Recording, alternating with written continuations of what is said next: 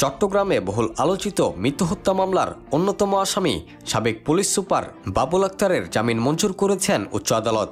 আজ বুধবার বিচারপতি মোহাম্মদ আতোয়ার রহমান ও বিচারপতি আলী রেজার হাইকোর্ট বেঞ্চ এ আদেশ দেন। এ মামলায় জামিনের ফলে বাবুল আক্তারের মুক্তিতে বাধা নেই বলে জানিয়েছেন তার আইনজীবীরা।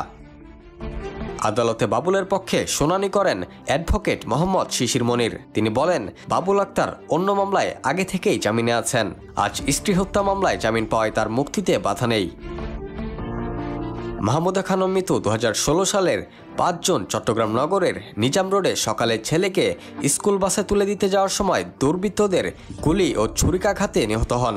ওই সময় মিতুর স্বামী এসপি বাবুল আক্তার ঢাকায় অবস্থান করছিলেন। হত্যাকাণ্ডের পর তিনি চট্টগ্রামে ফিরে অজ্ঞাত ব্যক্তিদের বিরুদ্ধে একটি হত্যা মামলা দায়ের করেন। তবে তদন্তে পুলিশ ব্যুরো অফ ইনভেস্টিগেশন জানতে পারে মৃত্যু হত্যা মামলায় বাবুল আক্তারেরই সম্পৃক্ততা রয়েছে। তবে পুরো বিষয়টিকে রাজনৈতিকভাবে প্রভাবিত বলেও মনে করেন অনেকে। Rakibul Hasan, D news, Bangladesh.